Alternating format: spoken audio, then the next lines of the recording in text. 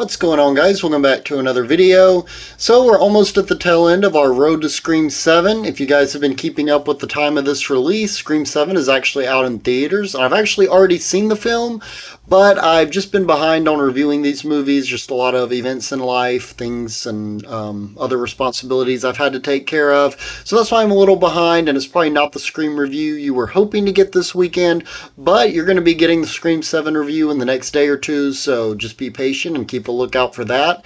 But before then, we're going to talk about the last Scream film that's not Scream 7, which is, of course, Scream 6. Once again, this will be a spoiler-filled review, and again, similar to Scream 5, this was my first viewing going in completely blind to this movie.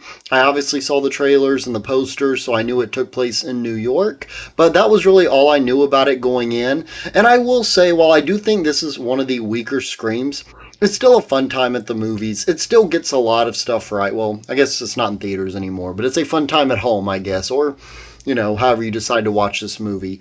And kind of what I said earlier about the New York setting, I think right off the bat, that's one of the biggest strong suits of this film, is that it takes place in a setting that's not Woodsboro, I believe is the name of the town that's been in like all the other ones. So I do like the change of scenery here.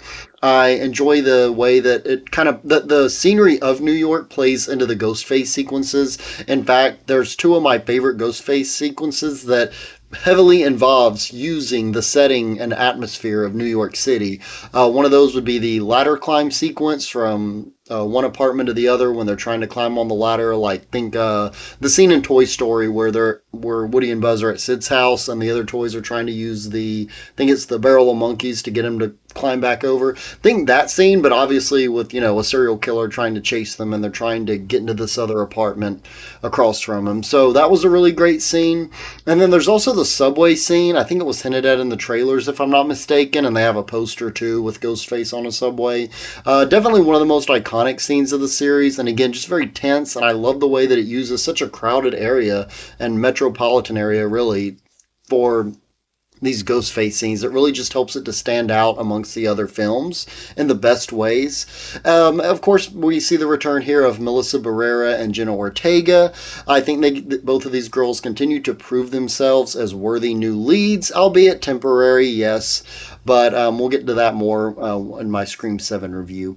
But they're definitely very strong leads. These are one of the, I feel like, increasingly few legacy sequels that actually get the passing the torch right in terms of introducing new characters, setting them up, and then kind of having them take on the role. I mean, I'm not saying they're Sidney Prescott level great. I'm not saying they're quite as iconic, but they do a great job. And obviously, Jenna Ortega in particular is very talented as an actress, as well as Melissa Barrera, though I don't think I've seen her in too many things that I can recall outside of these movies. But again, both do a really great job. Both really sell you on the aspect of when they need to be afraid, when they're trying to make some lighthearted jokes. It just all works very well, and they do complement the tone of the film and just what it's trying to go for very well.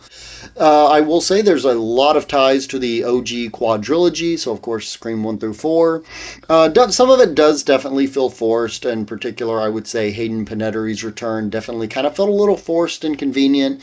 It wasn't a deal breaker, obviously. That's why it's not in my negatives, but I would say for the most part, a lot of the nods do work, and they're not there to just be crazy, you know, like insanely fan servicey, if you want to call it that. It's there to service the film, and it's more like logical and practical ways to kind of tie it back without feeling gimmicky. So I definitely appreciated that. And of course, these ghost faces, I will say these ghost faces are by far the most brutal we've gotten in the series to date. I said the same thing about Scream 5, but I'm going to say it again here because they just managed to ratchet that up even higher. The brutality of the kills and just the carnage in general, I mean, it's nothing, you know, like it's not the Terrifier, but for a Scream film, I think this has some of the most, well, I think it does have the most brutal kills of the series, up to this point at least. And the Ghostface reveals themselves, I think they're actually quite solid. They're mostly unpredictable. I kind of suspected the older guy, I'm blanking on his name right now, the father of Richie. But I will say the other two, they do a good job of juking you. And that's just something this series, like I probably said already before, the series just, they do a perfect job of, even if you suspect the person and you're pretty sure it's them, they do a great job of throwing you for enough loops that really keep you second guessing. So I've always loved that aspect about these movies.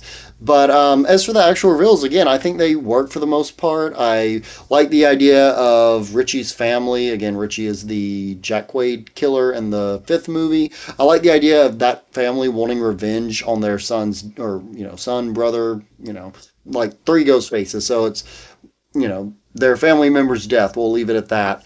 And it was very similar to Nancy's motivation, if you recall, in Scream 2. So it was a great way to kind of tie it back, especially since this is almost like another Scream 2 in a way, because you've got the new leads, Melissa and Jenna, or Melissa Barrera and Jenna Ortega. So again, it's really cool the way that it was able to tie together. And as you can tell, there's a lot going for this film, but I think what keeps it is one of the weaker entries. I would say the biggest thing is that it just lacks any of the strong satire and meta commentary that has made this franchise so iconic, but also doable or durable, in my opinion. I mean, even the fifth film, it didn't lean super heavily into it, but there was just enough sprinkle of, again, like the toxic fandom aspect that I thought really worked, as well as just, the requels, as they called it, the reboot sequel combination. So there was a lot there that, again, it wasn't too heavy-handed, which it shouldn't be, but I feel like here they just lose a lot of that. Like, a lot of what they do try to do, there's like one or two scenes where they'll briefly touch on things like requels, but again, they did that in the fifth film, and there's like one or two other moments as well, but again, it's just not as strong, and there's nothing really fresh or original that this movie is trying to say. And if you go to a Ghostface, or I guess a Scream movie, as we call them, if you go into a Scream movie and you're not really looking for the meta commentary, you just want to see Ghostface, take out some people, you're going to get your money's worth. But if you're like me and you really enjoy, especially with the first few Screams, the way that it was able to so expertly balance the satire, the meta commentary, while still being very serious, and the stakes never feel lower. I think you're going to be a little bummed by that aspect, as I was. But kind of for, some lesser complaints, but still valid ones in my opinion, I would say the pacing in the first half is pretty uneven. It's one of those movies, I think it's the longest Scream film to date. It runs at like about 2 hours and 2 minutes or something like that. And it just goes to show longer isn't always better, especially when it comes to movies like this. Like, they could have easily shaved off 10, 15 minutes, and the movie, in my opinion, would have been quite better for it. And last but not least, I'm going to actually have an issue with Gail herself. I feel like she goes backwards on character development quite a bit. I remember when they introduced her in this movie, she's kind of acting like a jerk in a lot of ways, and it really just took me by surprise. Now, she doesn't stay that way for much of the movie, so I don't know if it's trying to say, hey, Dewey's death affected her, and she just kind of, Dewey was the one keeping her on the straight and narrow, so to say, and now that he's gone, she's kind of going back to just wanting to be a, report the news at all cost, and it doesn't matter who we hurt in the process. But I don't think they explain that well enough. And again, she kind of just switches back to the Gail we've known from the 2 through 5 movies, and it just felt really jarring at first. And I just feel like a lot of that character development that she had made in those other films really got thrown out of the window here.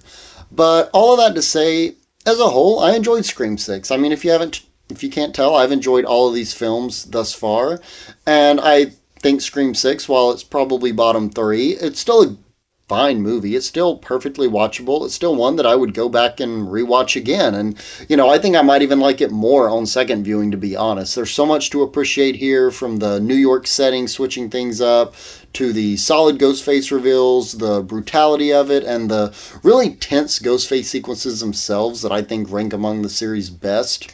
But overall, I'm going to give this a 7 out of 10. It's actually higher. When I first saw the film, I was kind of going to give it like a 6, 6.5. But the more I thought about it, and again, having seen Scream 7 just a couple hours before doing this review for Scream 6, I think it actually I don't want to say it made Scream 6 better, but I think I can appreciate Scream 6 more as an actual film, if that makes sense.